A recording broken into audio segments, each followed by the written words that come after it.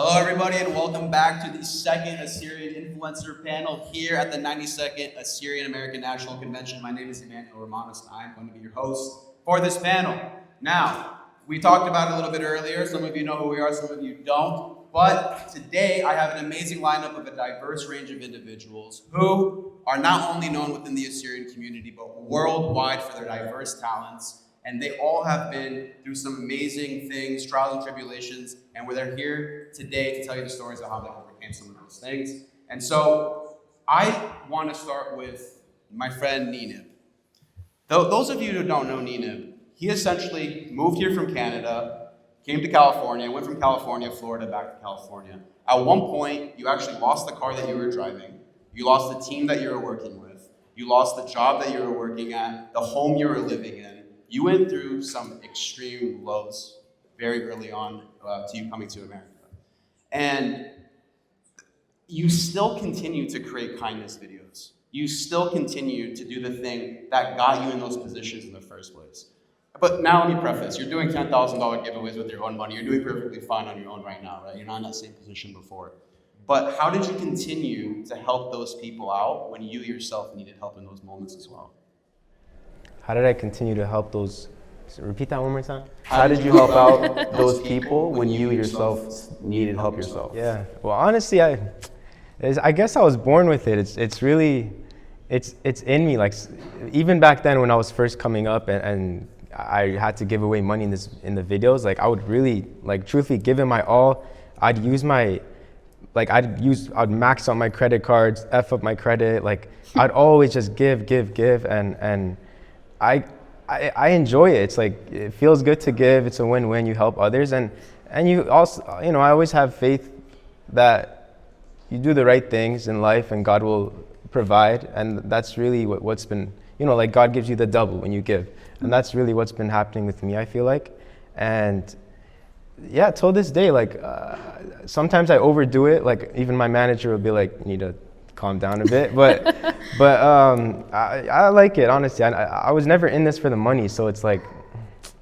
Yeah, but we all have tendencies to be selfish in life, no? So are there any moments where you feel like, I can't keep helping people, I need to help myself first? I mean, yeah, I have some moments like that, or I had some moments like that coming on during my journey, where like, and what would happen is I had to help myself. That meant like posting less and just trying to slowly build. Like you said, like when I signed with Patrick with David for 3 months and I left that whole deal, it brought me back to like square one. Like it was like, like I sold my channels, I had to buy it back, and so I was really starting from scratch. Like 12 months ago, it really felt like I was starting from scratch. So I think that was one of the lowest points too. Like I was in like a lot of debt, really. But I just continue to post, continue to put my head down and just work and give more money away. And then the videos perform well. And the thing I do, like the work I'm in, it's interesting because I give money away to people who need it, and then I get money from the monetization, and then I just make more and give more away. So it's like a win-win, and it feels good to give. So. Yeah, I mean, he's amazing. Like he'll give the shirt off his back. I've seen him work like while we're making videos, and like he'll be like, "Oh, I'm thinking of giving like $500 away." We get there, he's like, "No, you know what? Oh, they really need it. Let me do 2,000. Let me take my shirt off. Let me do this." Like he's so helpful, and he's always thinking about the other person, and just working with him, seeing that it's something else, really. Yeah, for those of you who don't know exactly what Neenib does, is he goes around and he finds people in need. He's helped people GoFundMes, taking homeless people off of the streets and putting them in a much better position in their lives, and a variety of things like that. So he's honestly a person who gives back to not only the Assyrian community, but an entire people.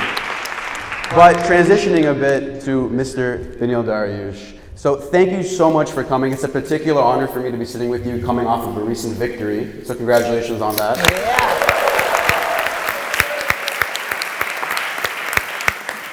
But I want to talk about some of the losses too. So starting in June 10th of 2023, roughly 2 years ago, it actually started, unfortunately, 2-fight losing streak. After the 2-fight losing streak, you were promised a fight. That fight got canceled on you short notice. It seemed like everything was spiraling, and then this last fight really felt like do or die. At least it was from the audience's perspective. Do you feel that same way? Because now also 36 years old, the average age for a UFC fighter in the lightweight division is 31. We have to put that into the equation as well. So, did you feel like this last fight was do or die? I would say just about every fight for me is do or die. And like you said, the 2 years without a win, that was very difficult. But yeah, this was definitely, there was a little bit of extra pressure with the 36 years old, for sure. So getting old, more grays, and they're like, this guy can't hang with them anymore. So we had to go out there and prove them wrong. Yeah, but you also have, you have the will of a fighter. This is something that I feel like a lot of people don't understand, that you have the idea of you're always constantly on your feet trying to make things happen. But how do you sit in patience waiting for your time to shine again when you have that will of a fighter?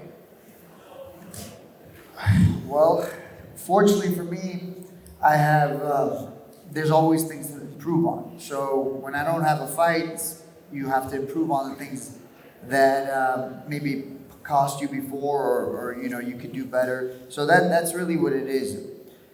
You get 15 minutes to shine, but the rest of the year you should be grinding and you should be sharpening your tools. So the whole thing goes, I think Lincoln said it, if you're gonna cut a tree, spend the first hour sharpening your tool, and then the next one cutting it down. So I spend most of my time sharpening my tools in the dark where no one's around, and then when I get my opportunities, then I can make the most of it.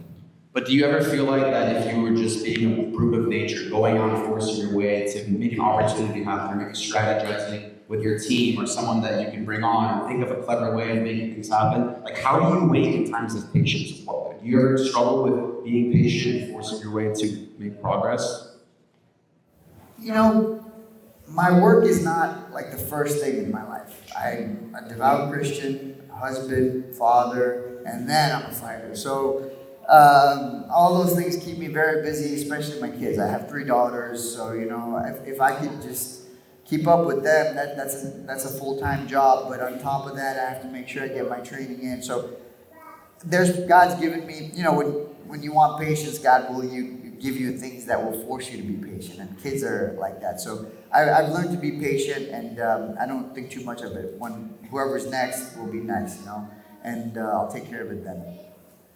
I've had this conversation, I lost count.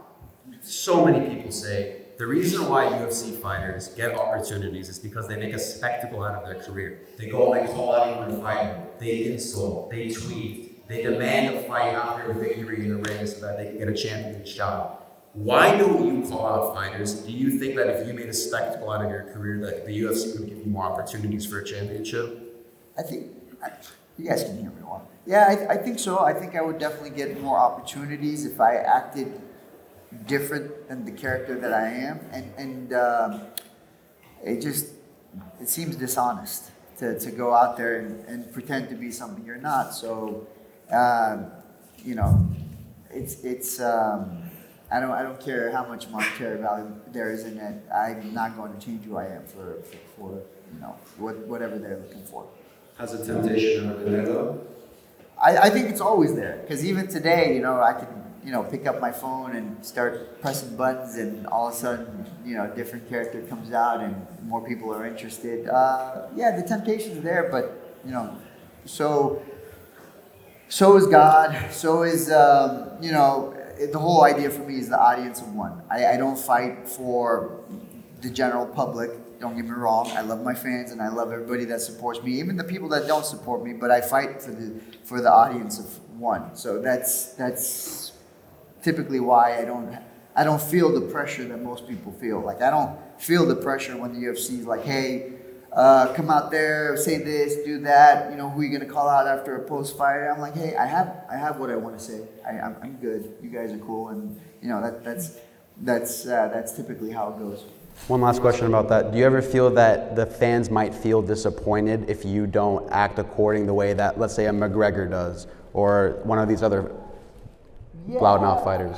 Honestly, probably a lot of fans get disappointed with me because I don't say the things they want me to say, do the things they want me to do. But again, it goes back to integrity. I have to be the same person I am with my family, my kids, my wife, I am with my friends, as I am in front of the crowd. I'm not going to put on different masks for different people. Just want to be the same person. By the way, this last cut that you did, I think you looked better than you did in the last 3 fights. But it looks like there's another person cutting for a UFC fight. Ramina, you lost how much weight? Who are you fighting next? Why would you ask a lady that? I made a record. Now they're saying Bassa Masle. So I'm like, oh, what, say that again? Yeah. So the reason I asked that is because... Beneil's been training me. Yeah, I can tell. So you can throw a punch too now? Yeah. There was a time... When we first met, you actually confided in me and told me that one of the... Why are you sharing our secrets? Oh, boy. Why are you sharing our secrets? Maybe it's not too much of a secret now. Okay, go. But you were telling me that there was a time where it was hard for you, constant battle, in weight. Oh, yeah. Oh, wait, that was in one of our interviews, actually. Right. Yeah. And so, because of that, a person who loses a lot of weight and gains it back, they can go one of two ways: mental fatigue and physical fatigue. Why would I do that all over again? That was very tough. Mental fatigue, what's the point if I'm going to gain it back one day, right? But you're a person who keeps trying and trying, and you do amazing, great results. And the reason I bring that up is because you're in front of a crowd all the time. People see you. Most rooms that you go in, people know who you are, especially in the Assyrian community. Every video you post gets thousands, hundreds of thousands of views. So with that in mind, how do you have the courage to be in front of audiences when you feel that sometimes your progress is reversed? And how do you have the willpower to keep trying over and over again? Damn. There's some deep questions. I always attribute my lack of nkhibtha to teaching. I was a high school English teacher, so I feel like every day I'd go on and I'd put on a performance for my students. But also, I'm the middle child, and you guys have seen my mother. It's not easy. So I've had to survive and put on a sort of, performance in my home as well. But I fell in love when I first did my first live comedy show. I fell in love with interacting with our people. So to me, it wasn't about, oh, how do I look? I feel embarrassed. I'm on stage. I gained weight. It's not about that at all. It's about going up there and just giving people what they love and interacting with the fans. And so I think, yes, I've been on I call it a 5-year journey since COVID. I started keto. I lost maybe 50 pounds on keto. Then I gained some back. And then I went down. Now the secret's out. I'm doing Wegovy shots, everybody. Okay? Yes. And I've managed to keep it down for now. But it's just, I feel like it's been such a big part of my life, the up and downs. But for 5 years now, I stopped caring so much about how I looked. It was more about, how do I feel? Am I working out? Am I eating clean? Am I trying to be the healthiest version of myself? Now, when you see me, actually, I'm not going to say what I'm going to say because you're posting this somewhere. So yeah, it hasn't been about how do I look. It's more about, what am I giving to people, and how is God guiding my path in that? I'm always praying to God, like, whatever is in your will, let it be done. Because I'm telling you guys right now, my bank is telling me to go back to teaching. But I'm like praying, like, God, should I keep doing the live shows? Should I keep delivering for the fans? And so I take it day by day, I pray on it. And it's funny now, people are saying, because mzubinna khraba. For those of you who didn't understand, I'm not funny anymore because I'm skinny now, right? So it's like, it's funny. I'm like, should I buy a fat suit and for Yom, right? Like, so I get it. That's the Yom they knew, and now Yom's like, come on, Zubinni, and the Dasha's like a potato sack on her. But anyway, it's not the self-conscious anymore. I've stripped that away for 5 years now, and it's all about being healthy. Thank you.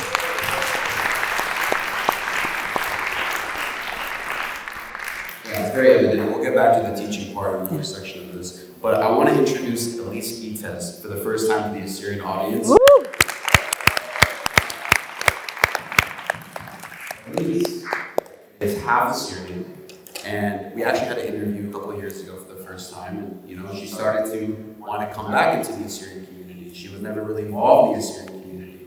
And my understanding is your mom loved Luna, but she said to me she wished she put you in the Assyrian community earlier. Why did you decide to come back? I think as I've gotten older and have grown up, I mean, I've always loved growing up with my Assyrian culture, but you know, I understand we grew up not really, my brother and I, speaking the language or anything like that, and that really felt like a barrier. And as I got older, I just realized like I want to have a deeper connection to my roots and like to my culture. And my mom is 100% Assyrian. She's my best friend and favorite person. So I want to, you know, have her culture, which is in turn my culture, and I want my kids one day to have this culture. So I'm really happy to be like here. First of all, thank you for having me, and hi everyone.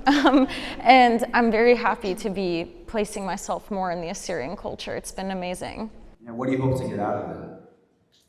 Honestly, I don't know. I don't hope to get anything out of it other than just community. And I think as a community of Assyrians, we all really love each other and are there for each other. We understand that, you know, we're not a major community. We're a pretty small culture, and we have to be there for each other. And so it feels nice to have that sense of like family and community. Even just being here, we have a thread that combines us all and makes us like one bigger family, which I think is the most important thing about life, is connections and having that community. But you had every reason to stay away from the Assyrian community because of the fear of the unknown. You don't know how they would have received you, maybe fear of not fitting in or being accepted back into the fold. But it's reminiscent to me of the parable that Jesus told in the Bible about the prodigal son, where he inherited all of his father's wealth, and then he went out instantly and spent it on degenerate things. Not saying you're doing that, but my point is that he spent all the money, was afraid to return back to his father, but little did he know his father was actually ecstatic to have him back, told his brother to accept him back, and then even threw a feast for him to be back. And I think that's the way that the Assyrian community should treat people who aren't involved initially, who may not fit in the fold completely the same way as another person does, because just because I did it better than somebody else doesn't make me better. Right. No, that's right. And just because I can speak better doesn't make me a better Assyrian than anyone else, because the most prideful Assyrian has the same blood in them as the least prideful Assyrian.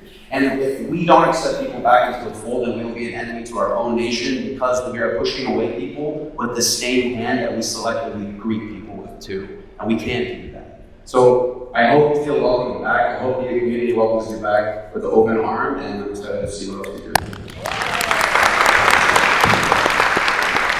But does it feel like time is flying by for you guys? Yeah. Okay, but not just now, you know, like just in general, like life.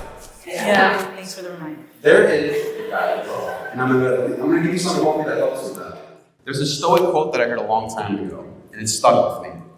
And it's, the days are long, but the years are short. The days might feel like flying by constantly. When you blink, you're like, man, I'm 25 now, I'm 40, I'm 50 now. Like, where did that go? I heard that my whole life. And so, with that in mind, it's so easy for a person who's hardworking to put their head down, distract everyone from the noise, or don't distract yourself rather, from all the noise in the world. And then weeks go by, days go by. Ambitious people have this ability to just block out the world. But when they lift their head back up, they then see how much time really flew by, which makes a setback that much more scary, because you just realize how much time flew past your life. Ellysa. Yes. You actually weren't supposed to be on this panel. No, I was not. But you're here. But I'm here. Surprise! Yes, I'm here. So, I feel that a lot of people actually don't know you, first of all. Yeah. And they see this influencer, they see this model, they see this TikTok personality, but they don't really know the person that they're following on a personal level. Yeah. So you're very young. I think you might be the youngest on the pod, or the panel rather. What hardships in your life made you realize that life is actually getting harder and time is flying by fast? Wow, great question. So, guys, I have a backstory for y'all. So, I lost a lot of things, and when you lose a lot of things, you learn to appreciate what you do have. And I feel like in this space, it's very important to realize what you have. Because a lot of the time we get caught up with like numbers and views. But when you lose things that are very, very important to you, you're able to kind of put things, listen, you gotta lock in. Honestly, when you lose everything, you have to lock in because it's on your back. So I lost my mom when I was 14. My brother was very sick. We lived in Canada. So at the time, it felt like I kind of lost everything. And then I started high school.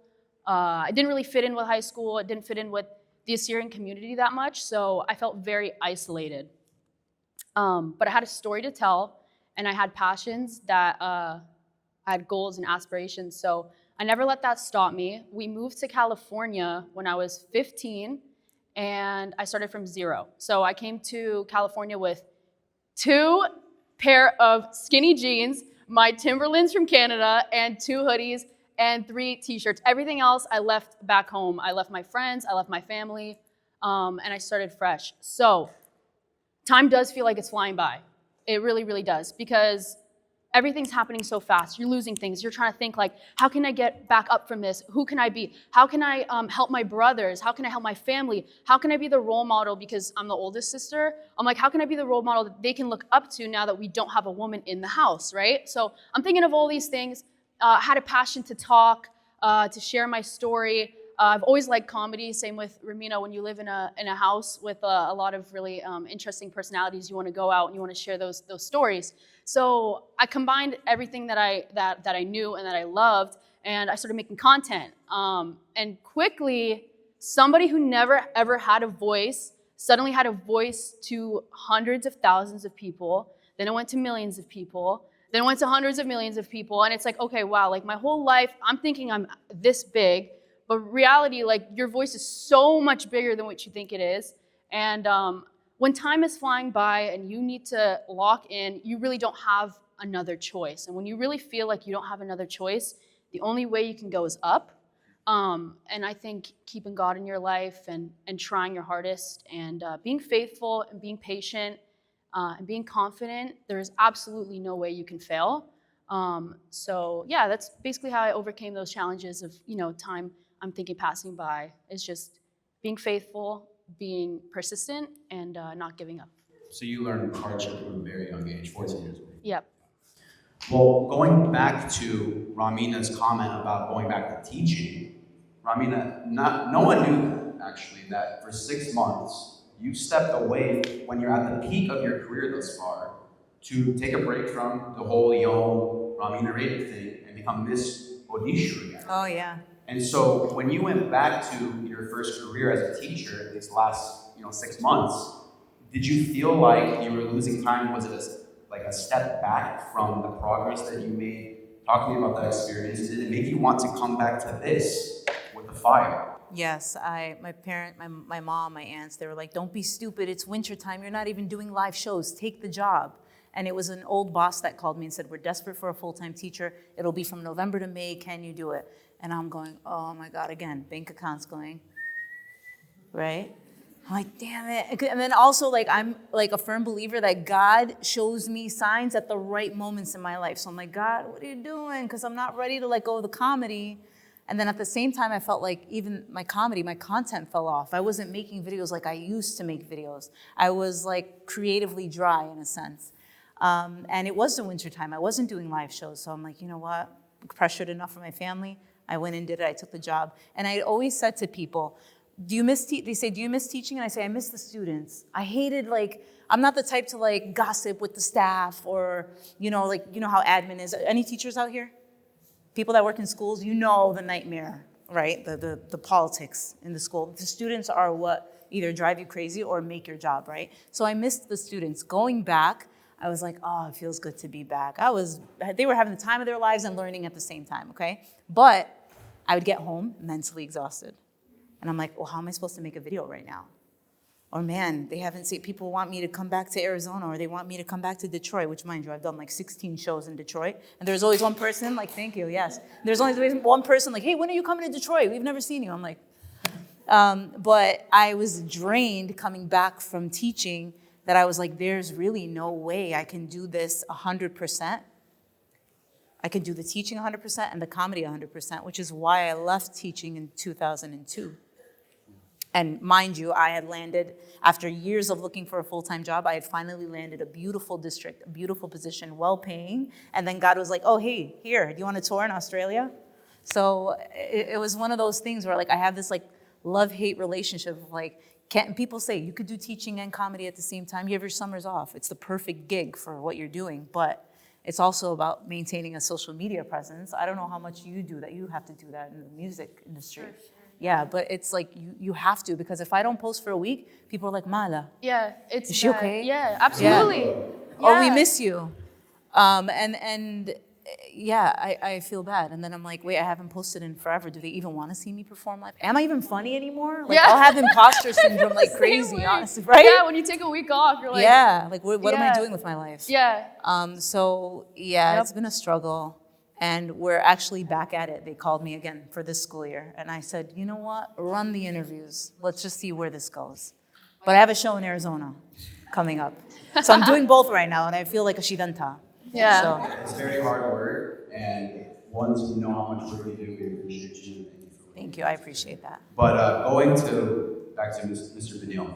So the first thing that you do when you knock out a guy and Joe Rogan runs over to you with a microphone that you're famous for is you thank Christ. And that's a beautiful thing. I love it. But I want to know the first thing that goes in your mind when the other person's hand goes up when we call it victory. What do you think in those moments? Different fights, different things, but I'm very hard on myself. So one of the first thoughts that goes through my head is like I suck. I think that's pretty much how it goes. At this point of your career, what are you chasing? I want to be the best in the world. I'm still trying to be a champion. I know age seems to be an issue for a lot of people, but I don't find my age an issue. I've trained just as hard as I did. It seems to me more the motivation dies as you get older. I have a lot of fighters around my age, and they're not so motivated. And I don't have that problem. I'm very simple. I'm very task-oriented, and breaking things is all I've ever known. So it's kind of hard to change who you are. So, but yeah. Still trying to be champion. Yes.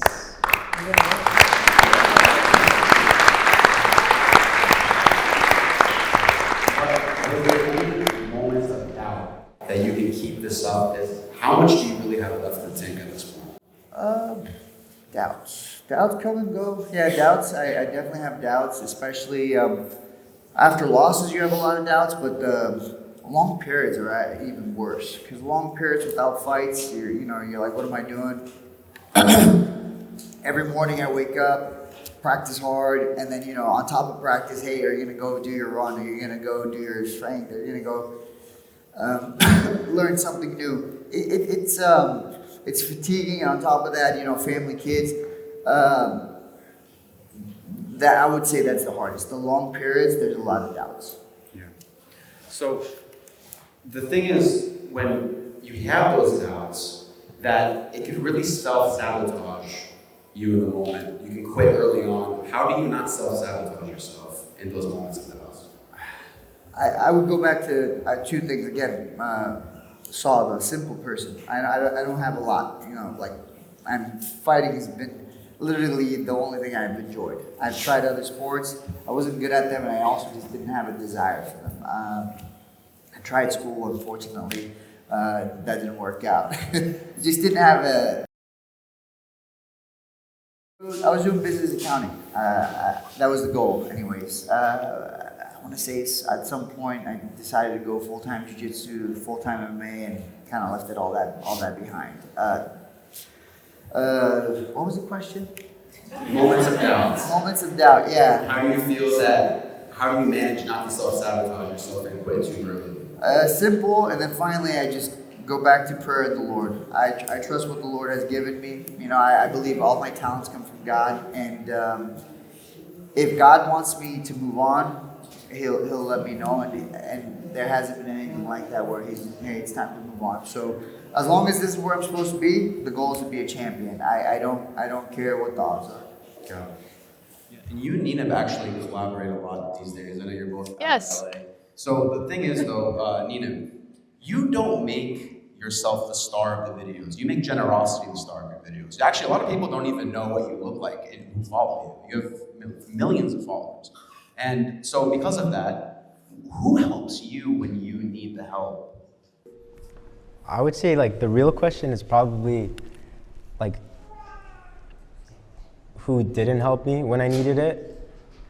For example, like coming up in this industry, in this content world, I did come across a lot of struggles, a lot of challenges, obstacles, quite a lot actually. Growing up, I looked up to the Georgenkos of the world, the Inanna Sargises of the world. So, and I'll give them their credit because they're a big reason why I'm even here today, because they inspired me when I was young before I even started filming any videos. Especially Inanna, she's from Toronto like me, like Ellysa. So it's inspiring seeing them, and it made me kind of want to get into this. So I did come across a lot of obstacles, like I said, to get here.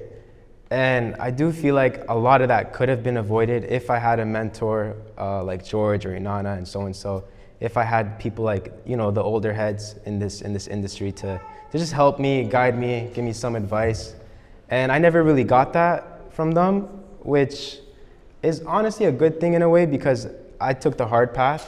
So using my experience now that I've learned, I want to, you know, like my goal for this panel is to ignite, and inspire the younger generation. So, for example, with Ellysa, we've gotten really close lately because I know how if she's only 21. So back when I was 21, I wish I had, you know, someone like me to kind of, you know, guide absolutely. her. So with Ellysa, I really want to guide her the right way and help her avoid a lot of obstacles that come in her way so that she could just continue to grow and keep growing and not have stuff slow her down.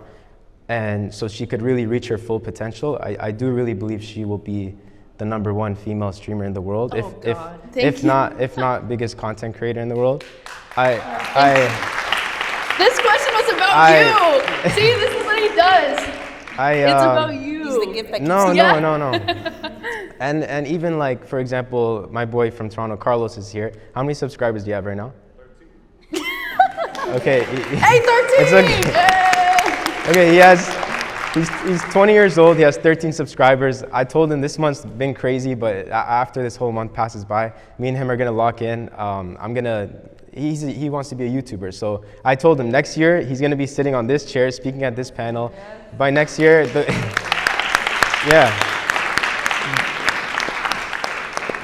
my goal for him is for him to hit 1 million subscribers on YouTube by next year, and I think it's very doable. And I'm putting pressure on him now so he can start it. Yes, putting some pressure on him. But yeah, I mean, I enjoy it. I don't gatekeep. I do notice, you know, a lot of people do gatekeep, but I never gatekeep. I always want to help the younger generation, and I enjoy it. I feel like if I wasn't, you know, this content life is, I'm 25 now, so right now I'm like really just, I don't waste a single day. Every single day is like, YouTube, this, that. I don't get a break. Like, this is my one break, I feel like, where like I can relax. But it's this life happens so quick. Before you know it, I'll be 30, and then it's like, what do I want to do? I think if I wasn't doing, I'm yakking at this point.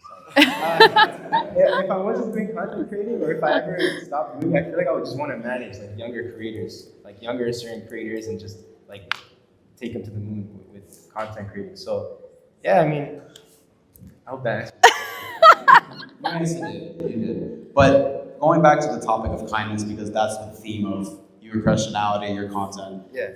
I'll tell you a personal thing that happened when I was younger. I won't get into too many details. But basically what happened was that my parents made me very angry. My brother made me very angry. And it was so easy for me to be upset with them. But in that same hour when I ran into a stranger, I was all smiles. How you doing? Can I help you out with anything? And I realized to myself, why was I so easy to be angry at family, but not at a complete stranger I have no idea, nor do they care about me? So as a person who's content on kindness, why do you think that is? Why is it easier to be generous to strangers more so than to people we know personally? You know, you have cameras in my house. How do you know I don't help my family? You know, sometimes life moves so quick. Like, we're so caught up in our own stuff. Sometimes you just gotta like breathe, like take a break and just like read the room, look at everyone. Like, is this person good? You know what it is? I'm really good at reading people. So when I will say that's like a skill I think I was born with, but I'm good at reading people just from looking at them. So a lot of my videos where it's like some of them are so perfect where they think it's staged. Like there'll be comments where it's staged, but it's really just me getting a feel for someone I'll see. I'll be like, this person like could use a blessing, could use the cash, or whatever video I'm doing that day. So yeah, it's just like reading, like sometimes I'll just be like analyzing. It's weird, but I'll just be analyzing, like looking at people. I'll be like just reading them. It's weird. But He's really good at it. Like actually, yeah, we were streaming or we were doing a video for something. I forgot what it was, but he was able to like scan who needed the help the most, not even by like what they were wearing, by how they were acting. Literally, he looked at them. He's like, that kid right there, and he was absolutely right. Like he completely changed. Has anybody ever like Uno reversed you? Like they were pretending to be? Like they were pretending to be? You ever Like, get like homeless they were guy? content you know, it's a creator funny too? story. Yeah, once. It only Really? happened once, so I gave money to this guy. The video blew up. Even one of the Kardashians, Kourtney Kardashian, I think she liked the video as well. It like really blew up. Let's just say his name was Bob. So he's like, look up Bob, News Channel 6 or whatever the news, NBC News, whatever. So I look it up, and then it turns out he was like just a handler. Like he lives in a mansion. They followed him to his house, and like he just sits there asking for money. But one day they followed him to his house. He lives in this huge house, and then I didn't know that at the time. He kind of tricked me there, but most of the time, no, it does go to the right people. But that was one funny time where I was like, yeah. But I mean, how much? sometimes it's not really in my control. Sometimes, you know. How much money have you given away? More of a question for like my manager or my. I don't know. Like this month, I don't know for everything. This month, around 30,000 with the brands I've been working with. A lot of videos I haven't posted yet, but around 30K. During the wildfires was a good one. When the LA wildfires happened, I did 2 videos where this lady lost her home. She lost her husband the year before, and she has her autistic son that she has to take care of. So she lost her home, burnt down, and another lady who is 97 years old, she lived there for so long, her house fully burnt down. So I did 2 videos, and then the GoFundMe's raised like close to $500,000 for them.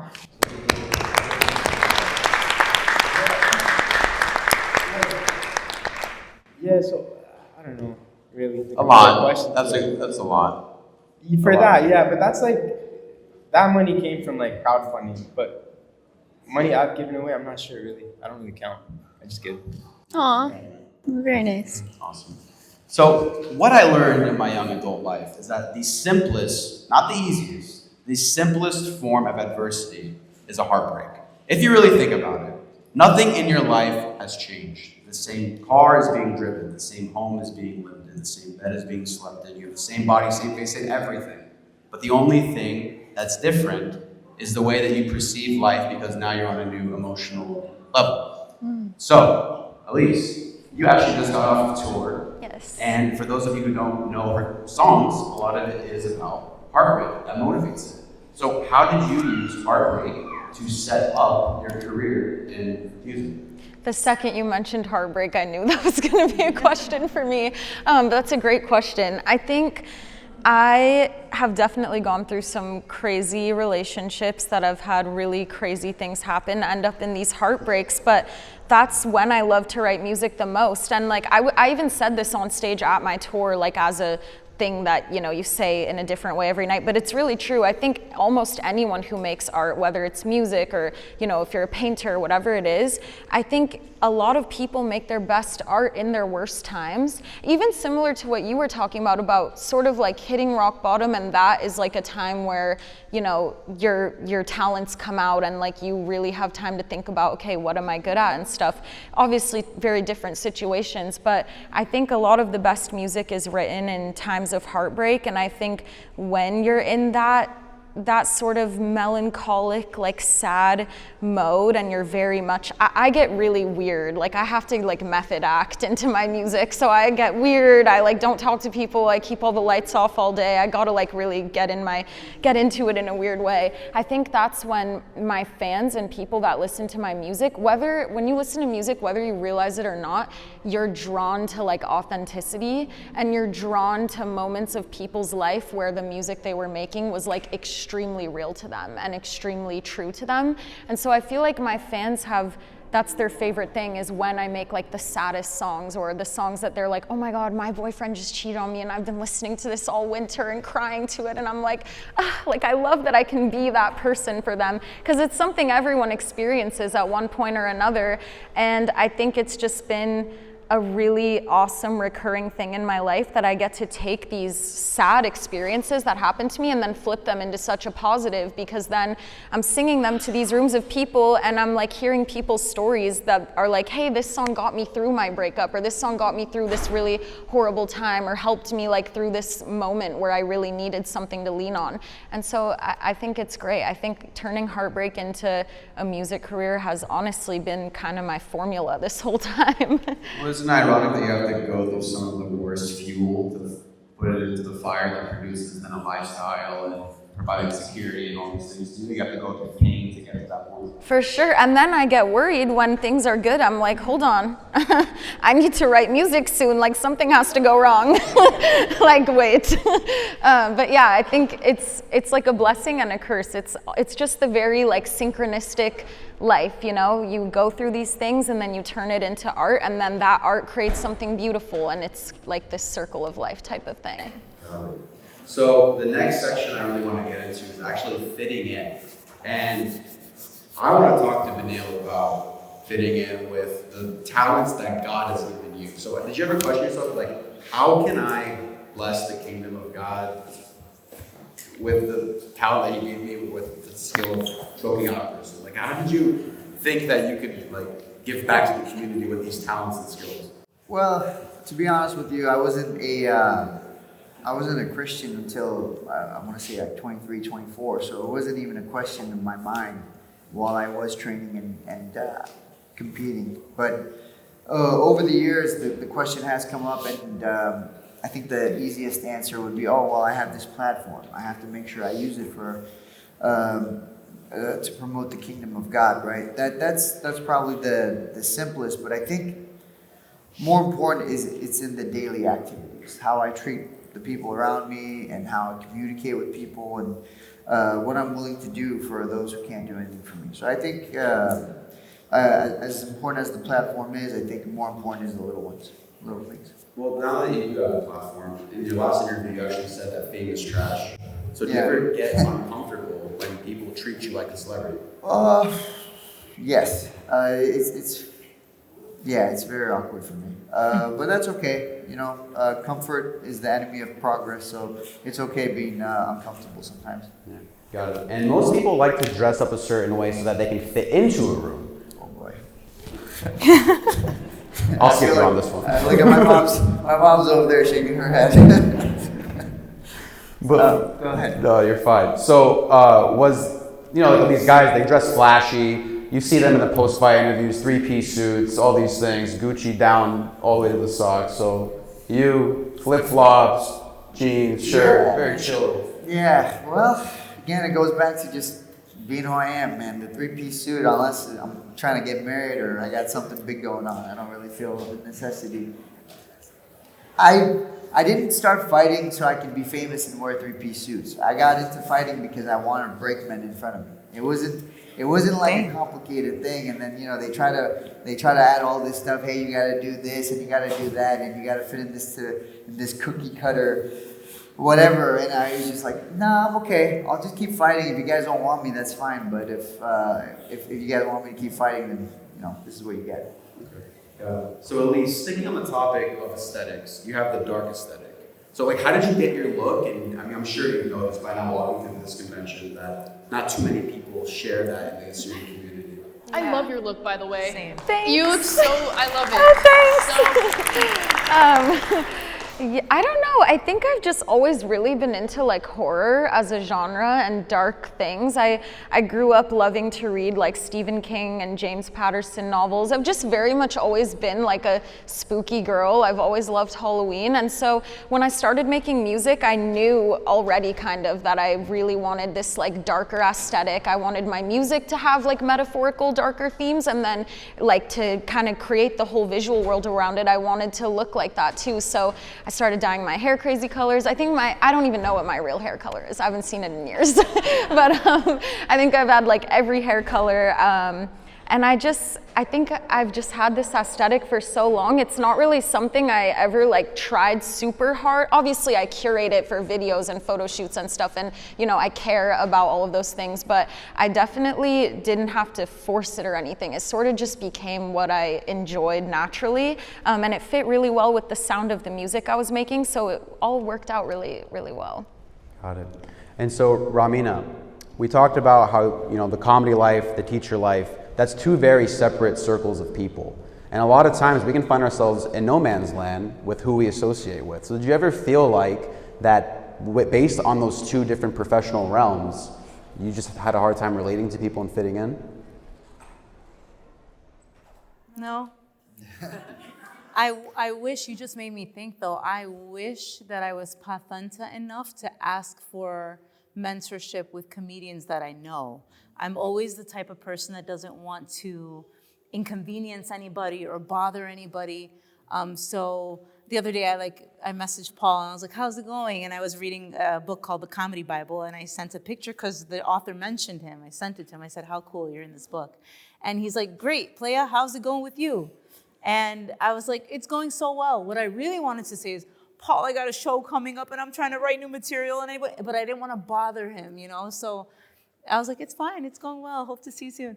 But I wish that I created more of a community, or if I was pathanta enough to be like, yo, let's connect next weekend, let's just sit down and write. Because when I do talk to my comedian friends, I feel so inspired. I feel like revived again. I'm like, you know what, I'm gonna go and write today. And I don't feel like I've built that community around me.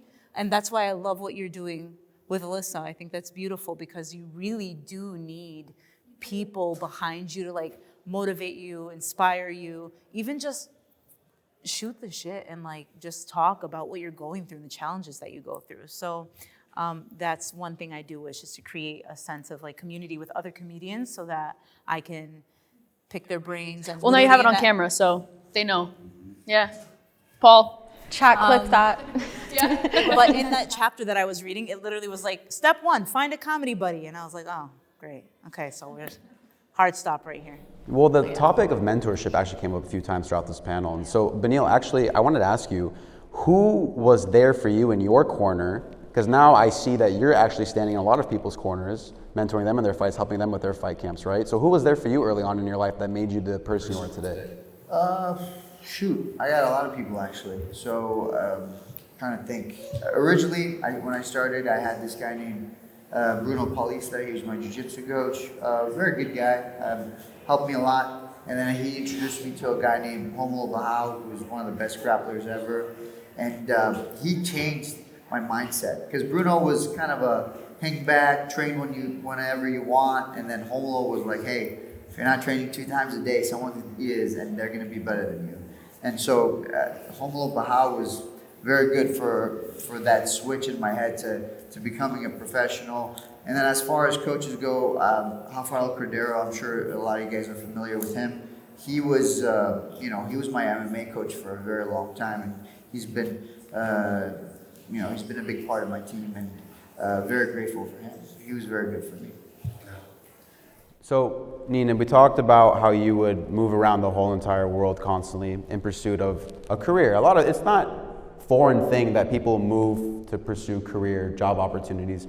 But you being a Syrian, you've planted yourself in a community. I mean, a lot of people know you, you help the community out in a lot of ways, but you had to, at one point, uproot yourself, move, and you're constantly moving. So how do you have a firm grasp with community, and do you ever feel lonely in those moves?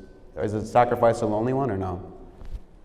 Well, I mean, yeah, you have to make some sacrifices if you really want to, be the best. So one of them that suck is sometimes when I moved to Florida for 3 months, it was like no Assyrians really in the area. It felt really strange because I grew up in Toronto where like you go into any mall, you see all your friends, you're Assyrian here, and then even LA has a good amount of Assyrians, but yeah, it definitely feels weird. It's a huge change. It almost feels like you're just in a different planet when you're living in a state with no Assyrians. But I am young right now, and this is the time I take risks. Even I might be moving to Texas in like 2 months, which is even worse. So, unless there's Assyrians there, I don't know though. But, There are, I'll introduce you. Okay, sure. Thank Man. you. So, yeah, I mean, you gotta make sacrifices, really, and one of those is that. But do you ever feel like being remote from the Assyrian community is a difficult thing to go through, or because you're with it your whole life? Yeah, it is. It's a lot of change, especially not being able to go to like a Syrian church. For example, if I do go to a state that there's no church there, it does feel weird, and sometimes it can get overwhelming when you work yourself so much. But that's kind of like how I reset or like want to go back to. How do I explain this? Like, let's just say, for example, I was in Florida for so long, no Assyrians there. Really, was difficult. I would just take a trip to Toronto. Back home feels like home, and just reset mentally, and then just back to work. But it's always nice, because the best thing, I work a lot really, so I'll be working, and then at some point it catches up to me where I need to, like even my manager will be like, yo, just take a break, go on vacation, whatever, do something. So that's when I decide I just go to Toronto. Anytime I go to Toronto, it's really just to reset, see the Assyrians, family. It feels good. It's like home. It's really home. So, it's a breath of fresh air. And it feels good, so I guess that's how I deal with it. Yeah. Well, Ellysa, you actually talk about being Assyrian often, but I feel like recently in the newer videos of the past time, you haven't been doing it as often. Why is that? Well, I think it's very important to have a very large audience, because when you have a large audience, you can derive their attention to important things. So it's very important to be known in the Assyrian community. I think it's very good to be open and honest about your culture. But at the same time, if we're the only people that know about us, there really it's not that good, right? You need to open those doors. You need to get people knowing, understanding, learning, adapting. We need other people and other eyes to look at us and see us and hear our voices, hear our stories. So I think it's important to do both. I really think it's important to, appeal to a large audience, because at the end of the day, these are the people that can support us and can help us at the end of the day. Yeah. And before we go into the Q&A section, I just want to end you guys with this. Though we couldn't be here, Paul Leah actually sat down with me, who we were talking about earlier, and helped me pinpoint some important topics of conversation for today. So we hope to see Paul here at the convention next year on this panel. And thank you, Paul. Shout out to you. But before we go into the Q&A, I just want to say that regardless if you're a hardcore Tanaya, Tanaya, whatever it may be, you got to be in the community to help the community. I mean, we just sat here for an hour listening to this diverse range of individuals who all had something completely different from one another, yet they benefit the Assyrian name because of how good they are in that aspect, in that career, in that industry. And so just keep that in mind when you think that your talent isn't gonna do anything, you're wrong. It does. It's a God-given talent. And because of that, you are robbing yourself, your friends, and your nation of the benefits from the talent that God has given you if you don't use them. So I urge you all to find what that is and to use it in your own way, because it comes back to everybody here. All right, thank you guys so much. Now for the Q&A section. We're gonna be passing the microphone around, so please feel free to ask anybody. Dr. Joe, you wanna give the mic? Raise your hand if you got questions. Hi everybody, I'm Kristen. Thank you so much for your time today. A lot of you mentioned listening to God's voice throughout your careers, and in an arena where you have so many followers and so many voices coming at you, how do you find God's voice in the midst of all that noise? Okay. It's a good question, because It does. Like being a creator, sometimes it's a unique life. Like the lifestyle we live is not a regular lifestyle. So with me, at least, I mean, it may be different for everyone else.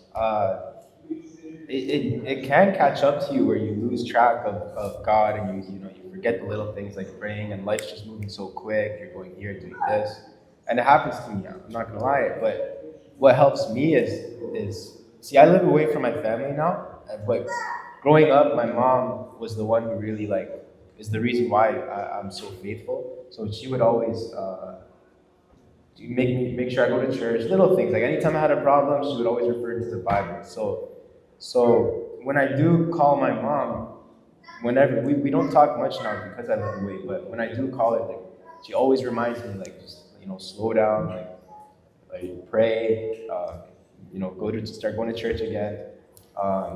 And at the end of the day, like that's all we have, like, our relationship with God, and all this is just for fun, really. So I always got to remind myself it's not even that serious. It's like it's just got to focus on God. Everything else is just like a side question. Absolutely. Adding on to that, like a lot of the time you can get very like overwhelmed, and you can always feel like you're not doing enough.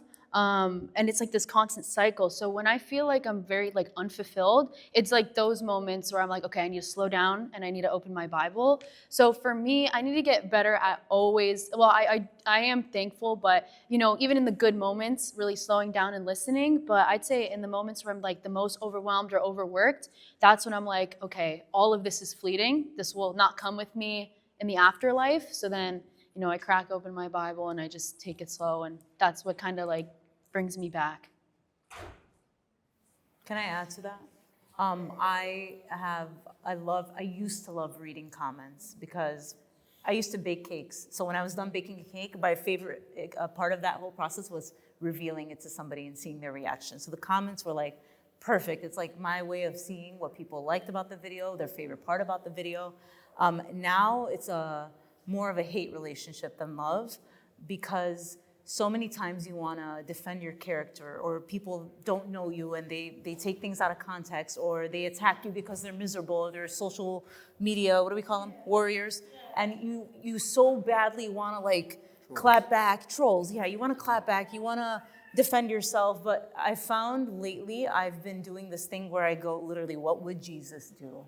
And I have to swallow my pride, and I have to swallow my anger, and I have to go, you know what? Is anything good going to come out of a response? And if the answer is no, I leave it alone. Now, I've had my weak moments where I'll literally post screenshots of people's comments, partly because I think they're hilarious, but also because I'm like, I want to say something. And I find that's very un-Christian-like of me to do it. So I've had my weak moments, but I do find myself asking, what would Jesus do? Because I want to be Christ-like. So it is very difficult in the social media world to be Christ-like and not be influenced by what people want you to post or what people want to see of you. You really just have to make a conscious decision of, I'm a Christian, I'm going to act that way, whether I lose followers, whether I gain followers, whether people are engaged, whether they're not. You say you want to be the best in the world. For me, I'm like, I don't ever think I've told myself I want to be the funniest comedian in the world. I'm doing this as an art form, as medicine for people. And if God decides this isn't for me 2 years down the line, then it is what it is. But really, you have to make a conscious decision of keeping God at the forefront of every move that you make. Yeah. I think culture in general is counter to God. So God will always be counterculture. He'll never be celebrated as he should be. So that being said, culture will typically try to take us away from the Lord and from his voice. We have to find a way to anchor ourselves. If you consider culture like an ocean, you need an anchor strong enough to hold you. And for me, for sure, the Bible is that, and then prayer. And you want to, a lot of people look at me because I have a lot of gray hairs and like, hey, if he's old, so let's go to him for wisdom. But I have a lot of people. I have a lot of people who are smarter than I am, who are wiser than I am, and to go to ask for advice and seek counsel. So those are some general things that help me stay grounded and able to hear the sound of the Lord. Amen. Great question. We got time for more questions, if anyone has. بنخاف هنا. That's it? All right, thank you guys so much for coming.